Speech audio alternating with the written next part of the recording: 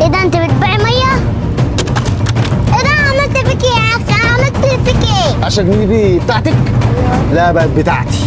يلا اللي عايز ميه ساقعه، اللي عايز يشرب ميه ساقعه باللي ريحك يا عطشان، اللي عايز الميه ساقعه، اوه حر قوي. اللي عايز الميه الله، ساقعه. ايه حلوه.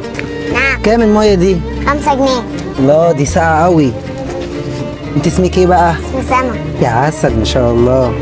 خدي يا حبيبتي ودي 10 اهي. الحمد لله يا رب. 10 جنيه. تعالى هنا ليه يا بت؟ ده مكاني. مكانك ايه يعني؟ هو في حاجه اسمها مكاني؟ ايوه مكاني. بكام ازازه الميه دي؟ 5 جنيه. 5 جنيه؟ ليه دي بتتباع في المحلات ب 3 جنيه؟ بس هي ب 5 جنيه عندي يا عم. 5 جنيه عندك؟ طيب ماشي. وال 10 جنيه دي بتاعتك؟ ايوه. لا بقت بتاعتي. بس انت كده بتكسر بخاطرك. اكسر بخاطرك ايه؟ ما انت قاعده اهو زي الفل وعماله تبيعي وبتاع. بقول لك امسكي كده، ادي ال 10 جنيه اهو يا ست، ما تزعليش، وانا خدت ازازتين ومفيش فلوس. ايه ده يا اسامه؟ عايز ايه يا محمد؟ حرام عليك يا اسامه، ده طفل.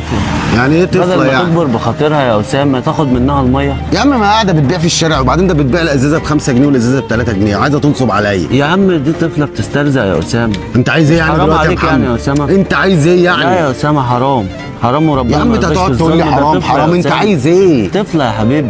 يو هتفضل ماسك بعد لي اذنك يا طفل؟ اسامه. سيب يا عم لا الازايز. بعد اذنك يا اسامه، حرام عليك يا اسامه.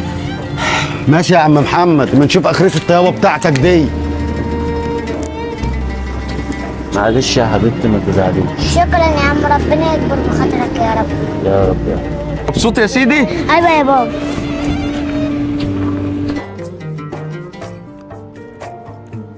شايف البنت دي يا صلاح؟ اه. شكلها جعانة. بقول لك ايه؟ احنا هنعمل خطة واللي هقول لك عليه تعمله بالحرف الواحد. ماشي؟ ايه ده انت بتبيع ميه؟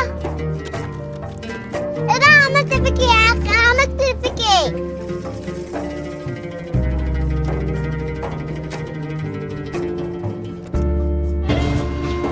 ايه ده؟ الحمد لله يا رب، كنت جعانه اوي.